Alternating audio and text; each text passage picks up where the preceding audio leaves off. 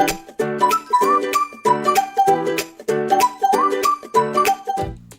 అండి, welcome back to Shri వంటగది. ఈరోజు వీడియోలో సూపర్ టేస్టీగా ఉండే సన్న కారపూస లాంటి వడియాల్ని ఎలా ప్రిపేర్ చేసుకోవాలో చూద్దామండి. ఈ వడియాలు చేయడం చాలా ఈజీ అనమాట. ఫస్ట్ టైం చేసేవాళ్ళు కూడా చాలా పర్ఫెక్ట్గా చేసేయచ్చు. ఇవి ఒక్క రోజులో నిండిపోతాయండి. మనకి ఎండతో పని లేకుండా ఫ్యాన్ కింద కూర్చుని పెట్టేసుకోవచ్చు అనమాట. ఇవి మనకి చాలా టేస్టీగా కూడా ఉంటాయండి. ఈవినింగ్ టైం స్నాక్స్లా తినడానికి చాలా బాగుంటాయి అనమాట.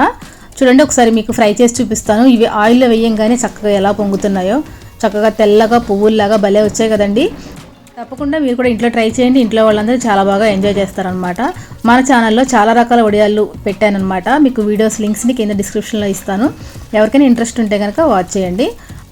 ఓకే ఫ్రెండ్స్, ఎవరైనా కనుక మన ఛానల్ని ఫస్ట్ టైం చూస్తున్నట్టయితే కనుక తప్పకుండా సబ్స్క్రైబ్ చేసుకుని పక్కన ఉన్న బెల్ ఐకాన్ని ఆన్లో పెట్టుకోండి. నేను చేసే ప్రతి వీడియో మీకు నోటిఫికేషన్ ద్వారా వస్తుందండి. ఓకే ఫ్రెండ్స్, చూసారు కదా ఫ్రై చేసిన తర్వాత ఎంత చక్కగా పువ్వుల్లాగా ఉన్నాయో చూడండి. ఇవి చాలా గుల్లగా క్రిస్పీగా నోట్లో వేసుకోగానే కరిగిపోతాయి అన్నమాట. ఒకటి నలిపి చూపిస్తాను చూడండి. మీకు అస్సలు గట్టిగా ఉండవండి, చాలా గుల్లగా ఉంటాయి అన్నమాట. చాలా బాగుంటాయి. చిన్నపిల్లలు అయితే చాలా బాగా ఇష్టంగా తింటారు. వీటితో మనం మిక్చర్ కూడా రెడీ చేసుకోవచ్చు అండి, అంత బాగుంటాయి అన్నమాట. మరి ఇవి ఎలా తయారు చేసుకోవాలో వీడియోలోకి వెళ్ళి చూసేద్దాం పదండి. ఓకే ఫ్రెండ్స్, ఈ రెసిపీ చేయడం కోసం మనకి ఒక బియ్యపిండి ఉంటే సరిపోతుందండి. ఇలాగ 1 కప్పు వరకు బియ్యపిండి తీసుకోవాలి. 1 కప్పు బియ్యపిండికి 2.5 కప్పుల వరకు వాటర్ మెజర్మెంట్ అనమాట.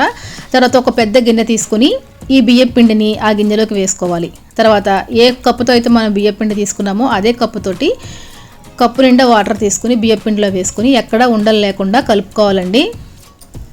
చూసారు కదా, వీడియోలో చూపించినట్టు కలుపుకోవాలి. ఒకవేళ మీకు ఈ వాటర్ సరిపోకపోతే కనుక ఇంకొక 1/2 కప్ వరకు వేసుకోండి. చూసారు కదా, ఇది చాలా గట్టిగా అయింది కదా. ఇప్పుడు దీంట్లోకి ఇంకొక 1/2 కప్ వరకు వాటర్ వేసుకుందాం. ఓకే ఫ్రెండ్స్, ఇలాగ బాగా కలుపుకోవాలండి.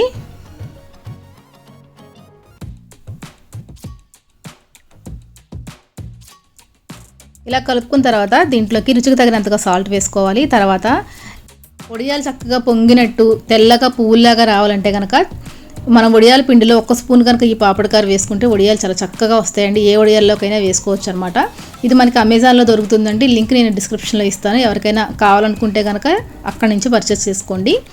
తర్వాత ఒక మందపాటి గిన్నె పెట్టుకోవాలండి. స్టవ్ వెలిగించుకొని దానిపైకి 1 కప్పు వరకు వాటర్ వేసుకోవాలి. 2.5 కప్పులు అన్నాను కదా, 1.5 కప్పు మనం పిండిలో కలుపుకున్నాము, 1 కప్పు మరిగించుకోవాలి. తర్వాత మనం రెడీ చేసి పెట్టుకున్నాం కదా బియ్యం పిండిని కొద్ది కొద్దిగా వేసుకుంటూ కలుపుకోవాలండి. ఇప్పుడు స్టవ్ని హై ఫ్లేమ్లో పెట్టుకుని బాగా కలుపుకుంటూ కుక్ చేసుకోవాలి.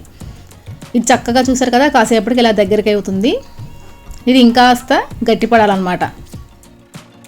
చూసారు కదా, ఇలాగా కలుపుకుంటూ కుక్ చేసుకోవాలి. దీని మీద మూత పెట్టేసుకుని స్టవ్ని సిమ్లో పెట్టుకుంటే కనుక ఇది మనకి ఇంకాస్త దగ్గర పడుతుందండి. చూసారు కదా, కాసేపటికి మనకి ఇది చాలా గట్టిగా తయారైంది. ఓకే ఫ్రెండ్స్, ఇప్పుడు స్టవ్ ఆపేసుకొని దీన్ని కాసేపు చల్లారనివ్వాలి.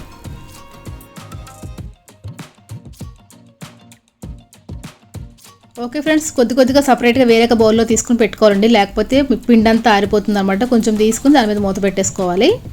తర్వాత ఇలాగ జంతికల గొట్టం ఉంటుంది కదా, దాంట్లోని ఇలా సన్న హోల్స్ ఉన్నది, సన్న కారపూస చేసుకునే హోల్స్ ఉంటుంది కదా, అది ఆ ప్లేట్ పెట్టుకొని ఇలాగ పిండిని మనం ఈ మౌల్డ్లోకి వేసుకోవాలి. తర్వాత కాటన్ క్లాత్ పైన పెట్టేసుకోవటమేనండి. ఇది మనం చల్లారిన తర్వాత పెడుతున్నాం కాబట్టి ప్లాస్టిక్ షీట్ పైన కూడా పెట్టుకోవచ్చు.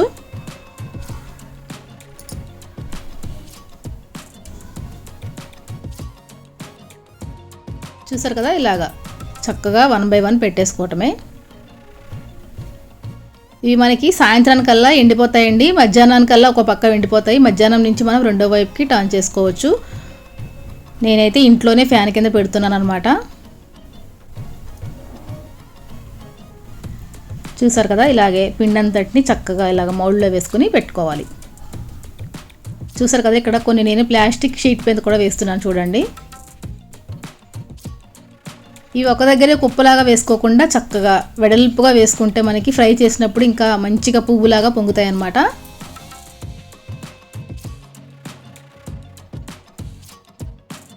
చూడండి, ఇలాగ మంచిగా అన్నీ వేసుకోవాలి.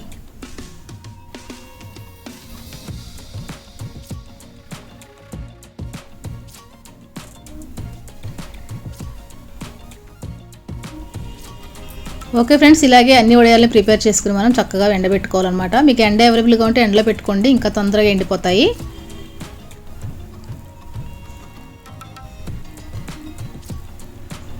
ఓకే ఫ్రెండ్స్, చూడండి ఎండిన తర్వాత చూపిస్తున్నాను ఎంత చక్కగా ఎండిపోయాయో. చక్కగా మనం ఇలా ఒక్కసారి చేసి పెట్టుకుంటే ఎండాకాలంలో సంవత్సరం అంతా తినొచ్చు అనమాట. చాలా బాగుంటాయండి, అసలు పాడవ్వు. చక్కగా మనకి సంవత్సరం అంతా వస్తాయి. ఓకే, మరి ఇవి ఎలాగ ఫ్రై అవుతాయో మీకు ఆయిల్లో వేసి చూపిస్తాను, చూడండి. ఓకే ఫ్రెండ్స్, చూసారు కదా ఆయిల్ బాగా హీట్ అయిన తర్వాత ఇలా వేసుకుంటే చక్కగా చూడండి ఎంత చక్కగా పొంగాయో. ఓకే, మరి మీకు నచ్చిందా ఈ రెసిపీ? నచ్చితే కనుక తప్పకుండా ట్రై చేయండి. ఈ వడియాల వీడియో కనుక మీకు నచ్చితే తప్పకుండా లైక్ చేసి, షేర్ చేసి, కామెంట్ చేయండి. ఎవరైనా కనుక మన ఛానల్ని ఫస్ట్ టైం చూస్తే ప్లీజ్ సబ్స్క్రైబ్ మై ఛానల్. మరొక టేస్టీ అండ్ ఇంట్రెస్టింగ్ రెసిపీ తోటి మళ్ళీ మీ ముందుకు వస్తానండి. అంతవరకు సెలవు, నమస్తే.